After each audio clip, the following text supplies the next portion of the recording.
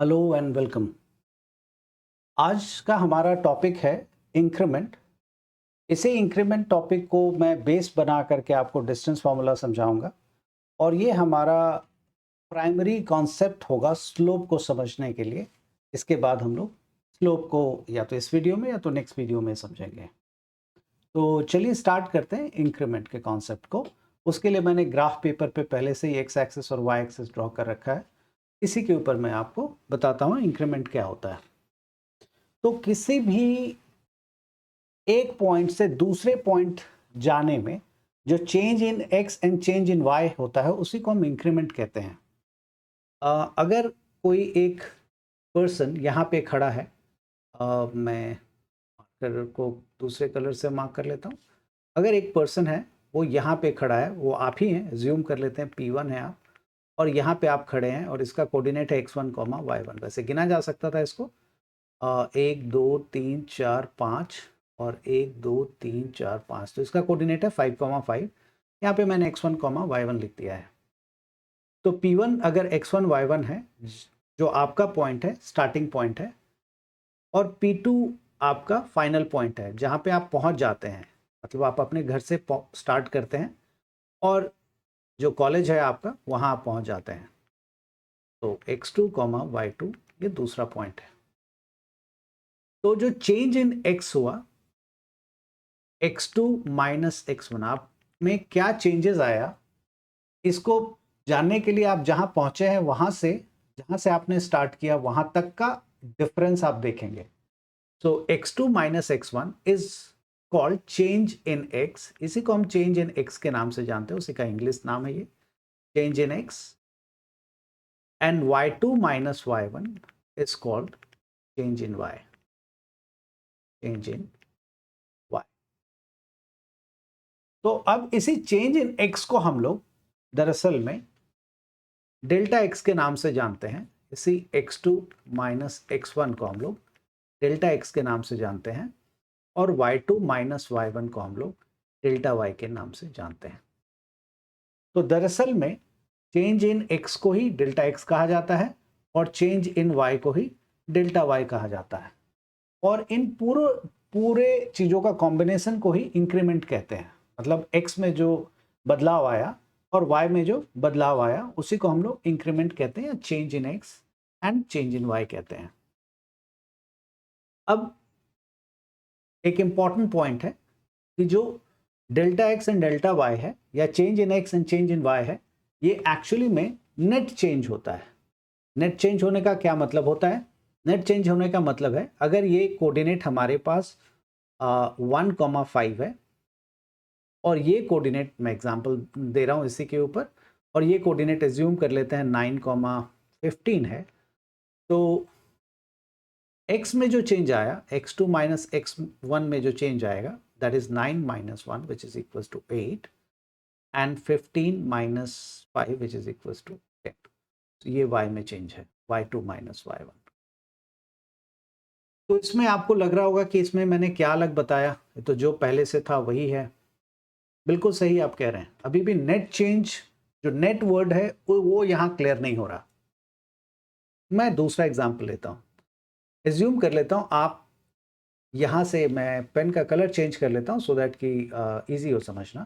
Assume कर लेते हैं कि आप यहाँ पे थे P1 और ये कोऑर्डिनेट है हमारे पास, लेट इट बी x तो नेगेटिव है ये बात पता है, -8 ले लेते हैं और y हमारा कुछ होगा, लेट इट बी 4। ठीक है, क्योंकि बहुत छोटा स्क्वायर है इसलिए काउंट करने में बहुत समय लगेगा, इसलिए मैंने वो नहीं किया। और यहाँ से चल के आप पहुँच गए यहाँ। तो ये कोऑर्डिनेट को जरा चेक करते हैं हम लोग। ये कोऑर्डिनेट हमारा x भी नेगेटिव है और y भी नेगेटिव है, तो x की वैल्यू एज्यूम कर लेते हैं हमारे पास -10 है और y की वैल्यू हम एज्यूम कर लेते हैं -4 है। तो ये हमारा P2 है।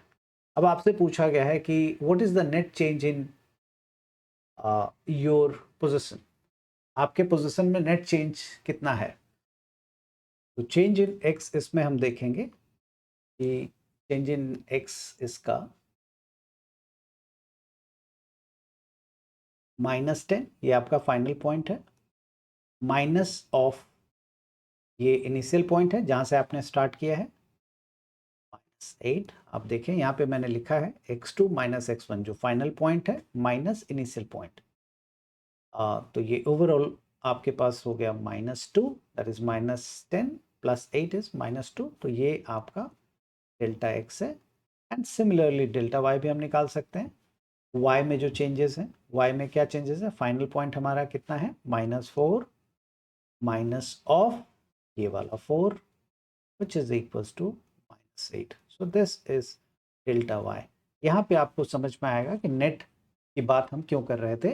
नेट की बात हम लोग इसलिए कर रहे थे क्योंकि अगर आप यहाँ पे देखें तो x में क्या चेंजेस आया, मैं यहाँ पे प्लॉट कर लेता हूँ लाइन, और यहाँ पे लाइन को प्लॉट कर लेता हूँ।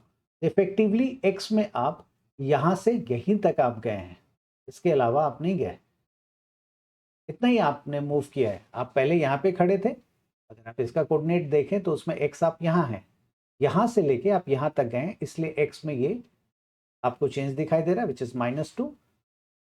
और y में जो चेंज आ रहा है वो -8 है, क्योंकि y में अगर आप देखें यहाँ से लेकर के यहाँ तक का मूवमेंट है आपका, तो इधर भी 4 यूनिट है और इधर भी 4 यूनिट है, तो टोटल कितना यूनिट हो गया, 8 यूनिट हो गया। तो दिस इज -8 यूनिट आपका y में चेंज है, और x में आपके पास -2 यूनिट चेंज है। ये बात मेरे लिए बोलना बहुत इंपॉर्टेंट है कि इंक्रीमेंट जो होता है it could be positive, it could be negative, it could be 0।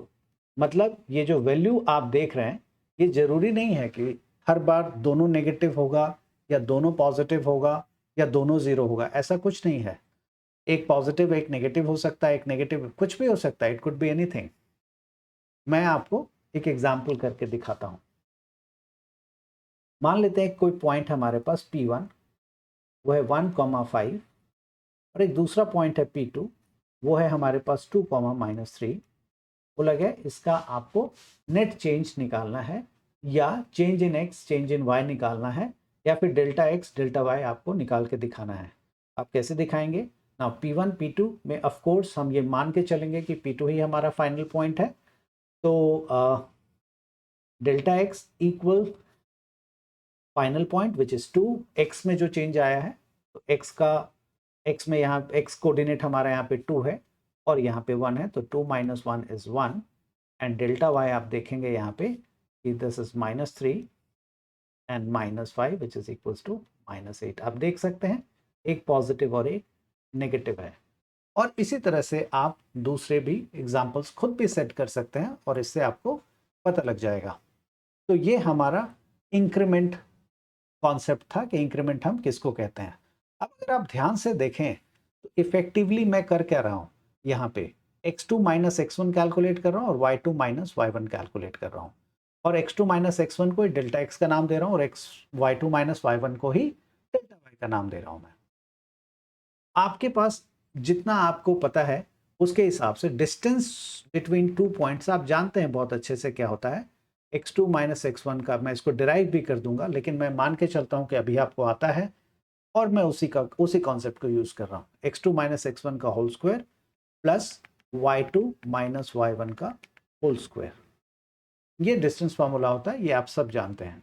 अगर मैं चाहूं तो इसको अब रिप्लेस कर सकता हूं, d equals x2 minus x1 को अभी जस्ट आपने देखा कि इसको डेल्टा x कह सकते हैं, delta x square plus delta y का स्क्वायर।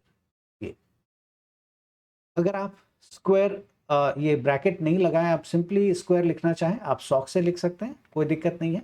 डेल्टा का अलग से कोई स्पेसिफिक मतलब नहीं है, सिंपली ये है कि वो बहुत स्मॉल क्वांटिटी होता है। लेकिन स्मॉल क्वांटिटी चेंज किस चीज़ में, x में या y में, तो जब तक आप x नहीं लगाएंगे वो ये पता नहीं लगेगा कि x में है या y में है। इसीलिए अगर आप सिंपली डेल्टा x का स्क्वायर भी लिखेंगे तो इसका मतलब x का स्क्वायर नहीं माना जाएगा, पूरे डेल्टा x का स्क्वायर माना जाएगा प्लस डेल्टा y का स्क्वायर। ये मेरी आदत है ब्रैकेट लगाने की, इसलिए मैंने लगा दिया था। अगर आप नहीं चाहते आप नहीं लगाएं, कोई दिक्कत नहीं है इसमें। तो ये हमारा डिस्टेंस का फॉर्मूला हो गया अगर हम डेल्टा x और डेल्टा y को यूज करके निकालते हैं तो ये इंक्रीमेंट का कॉन्सेप्ट था। ये बहुत छोटा वीडियो है हमारा, इसके बाद मैं आपको डिस्टेंस फॉर्मूला का एक इसके बाद बिल्कुल इसका फॉलो अप वीडियो होगा, जिसमें मैं डिस्टेंस फार्मूला कैसे कैलकुलेट करते हैं वो सिखाऊंगा। फिर उसके बाद हम लोग स्लोप की तरफ आगे बढ़ेंगे। तब तक के लिए इस वीडियो को देखें, समझिए इंक्रीमेंट क्या होता है, इसके बाद डिस्टेंस फार्मूला। Thank you.